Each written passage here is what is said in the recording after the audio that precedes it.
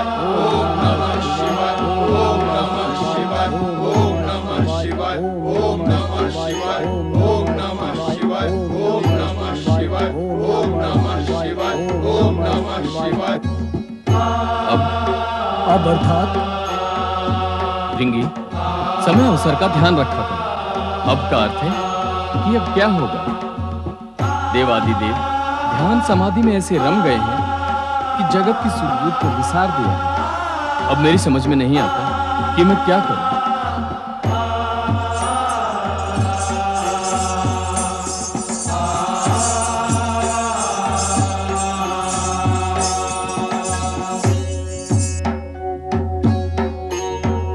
जब से माता सती हमको छोड़कर गई है, हमें तो पूरा कैलाश सूना ही सूना लगता है। कोई उपाय सोचो नंदी भैया, ये सूनापन कैसे दूर हो।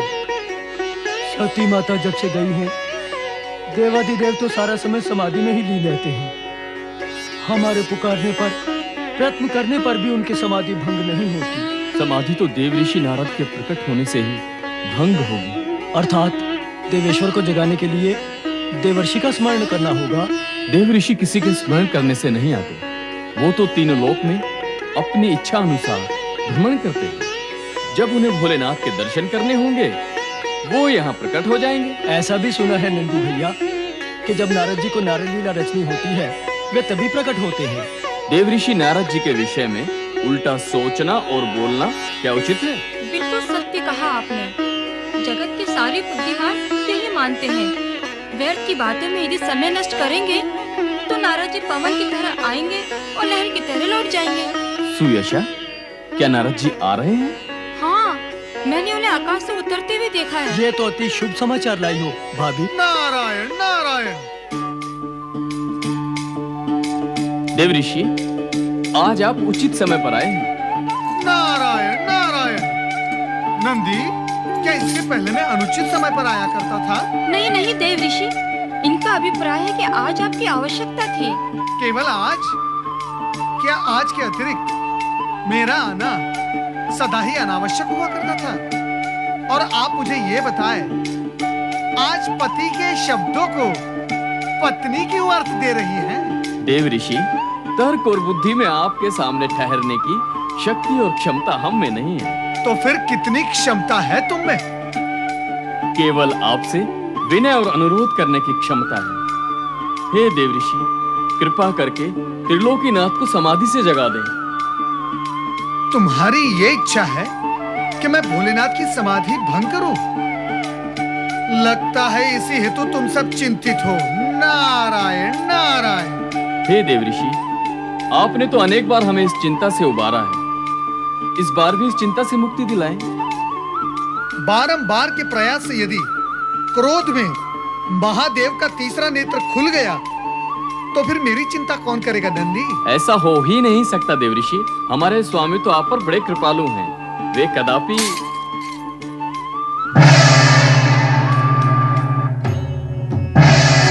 नमः शिवाय, ओम नमः शिवाय, ओम नमः शिवाय, ओम नमः शिवाय, ओम नमः शिवाय, ओम नमः शिवाय, ओम नमः शिवाय, ओम नमः शिवाय। देवादिदेव महादेव के श्री चरणों में नारद का प्रणाम स्वीकार हो।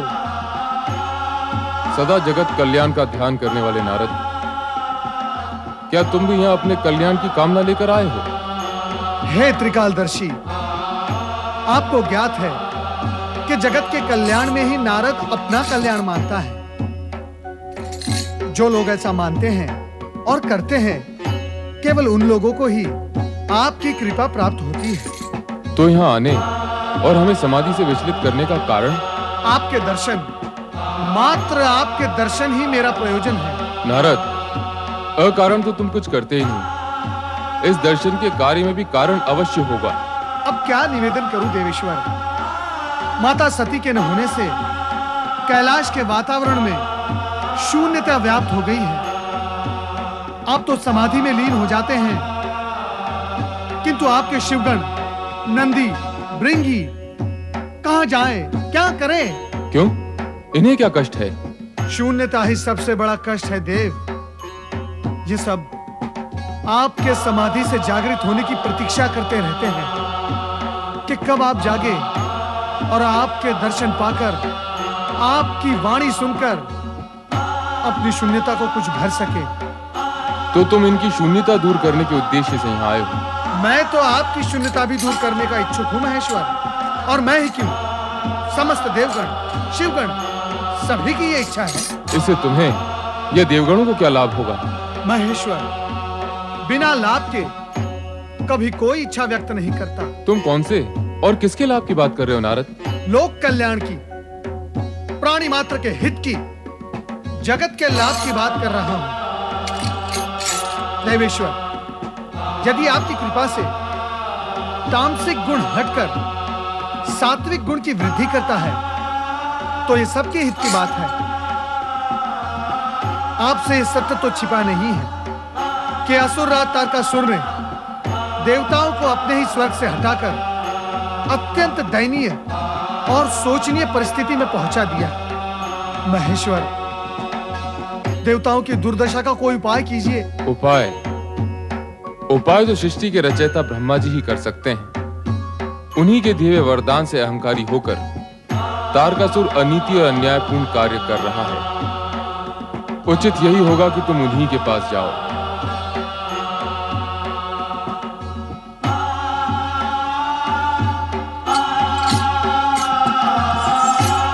देव ऋषि,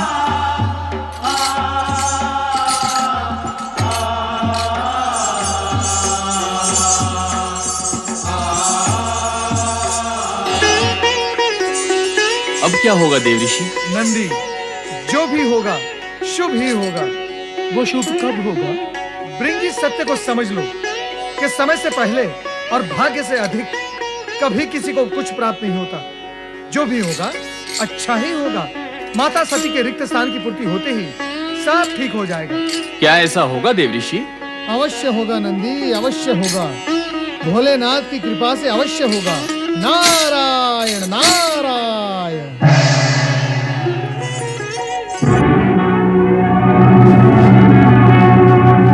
तारकासुर ने तो हमें छोड़ दिया, किंतु उसके असुर सैनिक हमारा पीछा नहीं छोड़ेंगे। कैसा प्रतिकूल समय आया है। देवता होकर भी हमें यहाँ वहाँ भटकना पड़ रहा है। कब तक ये कष्ट भोगेंगे हम? क्यों ना हम सब देवता मिलकर इन दुष्ट राक्षसों का सर्वनाश कर दें? अच्छा, तो तुम हमारा सर्वनाश करोगे? हमारे स्वामी तारकासुर ने तुम पे दया करके तुम्हें छोड़ दिया तो तुम उनके ही विरुद्ध षड्यंत्र कर रहे हो, और हम तुम्हें दंड दिए बिना नहीं छोड़ेंगे। दानवों से हमारी रक्षा करें, रक्षा करें हमारी देवर्षि। देवर्षि, आप तो ऐसे भाग रहे हैं जैसे आपके पीछे असुर आ रहे हो। अरे, ये खड़ी चोटी वाला कौन आ गया? ये तो देवताओं के ऋषि हैं। नारद, ऐसा ही है देवर्षि, ऐसा ही है। कुछ उपाय करें मुनिवर, हमारी रक्षा करें देवर्षि। यदि मैं आपकी रक्षा करूंगा तो फिर मेरी रक्षा कौन करेगा? देवगण, कृपया स्वयं आप अपनी रक्षा कर ले तो उचित होगा। नारायण नारायण। देवराज, कहाँ हैं आप? देवराज।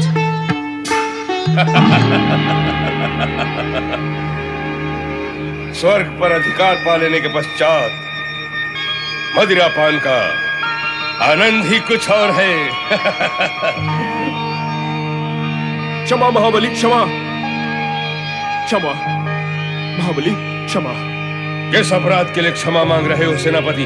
महाबली, आपके विरुद्ध षड्यंत्र रचने वाले देवताओं को लेकर हम आपके पास आ रहे थे, किंतु खड़ी चोटी वाले मुनि नारद मार्ग में मिल गए। वो हमें बातों में लगाकर उन्हें बचा कर ले गए। सेनापति, तुम हमारे विनाश के बोल न बोलो। नहीं स्वामी, मैं ऐसे क्यों बोलूंगा? हम देवताओं को पराजित करके स्वर्ग के अधिकारी बने हैं। यदि तुम एक तुच्छ मुनि जैसे प्राणी से पराजित होकर लौटोगे तो क्या यह विनाश का लक्षण नहीं? भविष्य में ऐसी भूल नहीं होगी स्वामी। भविष्य को तो तुम अंधकार में खोकर आए हो सेनापति। देवताओं को हमारे विरुद्ध षड्यंत्र करने का प्रोत्साहन मिल गया है। यदि हमने समय रहने पर देवताओं को दंडित न किया तो समय आने पर वही हमारे विरुद्ध षड्यंत्र करके हमसे स्वर्ग छीन लेंगे। ऐसा नहीं होगा महाबली, मैं ऐसा नहीं होने दूंगा।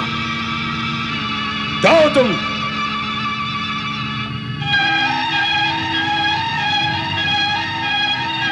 महाबली तारकासुर भी कदापि ऐसा नहीं होने देगा।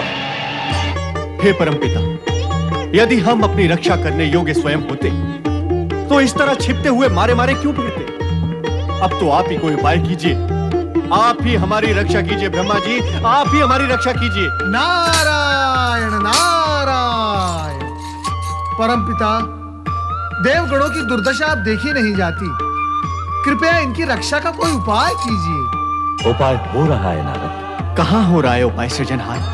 कैसे हो रहा है? देवराज, तारकासुर का वध होना ही देवगणों की सुरक्षा का एकमात्र उपाय है। किंतु पिताश्री, उस अत्याचारी तारकासुर का वध करेगा कौन? उद्दंड तो वो था ही। स्वर्ग पर अधिकार करने के पश्चात वो अहंकार के वश में होकर और अधिक उद्दंड वो निरंकुश हो गया है। हमारी रक्षा करो प्रभु, हमारी रक्षा करो ब्रह्मदेव। परमपिता, उस दुष्ट तारकासुर के राक्षस नित्य ही देवताओं को पीड़ित कर रहे हैं। इससे हमारी रक्षा कीजिए, कुछ उपाय कीजिए ब्रह्मदेव, कुछ उपाय कीजिए। क्या उपाय करें और किसका उपाय करें? दुष्कर्म करो तुम और उपाय करें हम। और उपाय करने के पश्चात क्या होगा? तुम पुनः दुष्कर्म करोगे और पुनः तुम्हारी यही दुर्दशा होगी। दुष्कर्म? कौन सा दुष्कर्म सृजनहार? मैंने कब दुष्कर्म किए हैं? देवराज, तर्क करने से सत्य और पीछे हटता है, सामने नहीं आता। क्या यह सत्य नहीं कि तुमने समुद्र मंथन से प्राप्त अनेक रत्न, उपकरण एवं सिद्धि प्राप्त करके भूख त्रास नहीं किया था? क्या यह सत्य नहीं कि सुख और सुविधा प्राप्त होने पर तुम अपने कर्तव्य और दायित्व से विमुख होकर राग रंग में डूब गए थे? क्या यह सत्य नहीं कि तुमने पराई स्त्री, पराय धन और पराई संपत्ति पर सदा कुदृष्टि डाली? अरे, तुम्हें इंद्रासन इसलिए तो प्राप्त नहीं हुआ था कि तुम सर्वाधिकारी बनकर स्वर्ग की केवल सुविधाएं भोगते रहो, दूसरों को कष्ट देकर, उनका शोषण करके केवल अपने स्वर्ग को सतरंगी बनाओ। तुम ये सब करते रहे। शची, तुम भी चुप रहे। यदि तुम्हारी भोग वृत्ति का इसने समय रहते विरोध किया होता तो न आज तुम कष्ट में होते, न तुम्हारा यह देव परिवार पटक रहा होता। नारायण नारायण। देवराज इंद्र, पिताश्री के कहने का तात्पर्य यही है कि गुड़ खाकर किसी ने नमक का स्वाद लिया है। जैसे जल में मछली आटा देखकर लपकती है, किंतु जल में ऐसा कोई आटा नहीं जिसमें कांटा ना हो। अनावश्यक भोग के पीछे रोग, अधिक क्रीड़ा के पीछे पीड़ा और छीना झपटी से प्राप्त किए हुए सुख के पीछे सदा दुख ही खड़े रहते हैं। हे परमपिता, मैंने आपका ही अभिप्राय स्पष्ट किया है, कुछ अनुचित तो नहीं कहा? नारद, प्रश्न तुम्हारे अनुचित कहने का नहीं है, प्रश्न है देवराज ने क्या उचित समझा। सो तो है परमपिता, संपूर्ण जगत में समझ समझ का फेर है। समझो तो उजाला ही उजाला है और ना समझो तो नारायण नारायण। नारद, तुम गंभीर अवसर और प्रसंग पर भी विनोद करते रहते हो। क्षमा करें मातेश्वरी, मैं विनोद नहीं कर रहा था, मैं सत्य कह रहा हूं। वो भी ऐसा सत्य जो स्वर्गलोक से लेकर मृत्युलोक तक फैला हुआ है। यदि आपको मेरे कथन पर विश्वास नहीं है तो आप स्वयं दृष्टि डालकर देख ले मृत्युलोक पर। जिसने भी स्वार्थ, लोभ और भोगवश होकर समझ से शत्रुता की, वो अंधेरों में ही गिरता चला गया। यही विश्वव्यापक सत्य है।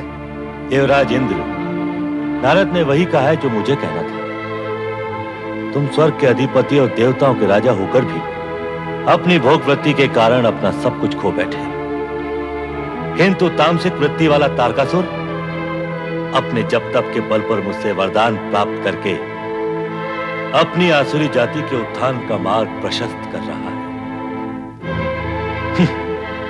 तुम दिव्य शक्तियों से पूर्ण होते हुए भी पराजित हुए और आसुरी शक्तियों का स्वामी घोर तपस्या और त्याग करके विजयी हुआ। क्षमा करें परमपिता, मुझे क्षमा करें। इस भोग वृत्ति के कारण मुझसे जो भूल हुई है उसके लिए मुझे क्षमा करें सृजनहार।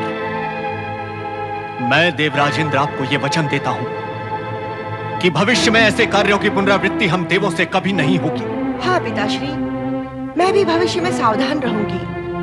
आप कृपा कीजिए कि तारकासुर को दिया गया वरदान फलित न हो। असंभव, ये प्रकृति के नियम के विरुद्ध है। वरदान कोई बालकों का खिलौना नहीं जिससे इच्छानुसार कभी भी लिया अथवा दिया जा सके।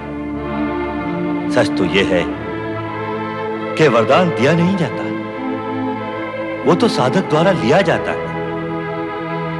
अपने जब तब से संचित पुण्य के बल पर साधक वरदान प्राप्त करता है। जब तक उसके पुण्य शेष रहते हैं, वरदान की शक्ति भी उसका साथ देती है। पुण्य के क्षीण या समाप्त होते ही वरदान भी अपना प्रभाव खोने लगता है। तारकासुर का पुण्य जब तक उसके अपने साथ है, उसका कुछ भी अहित नहीं हो सकता।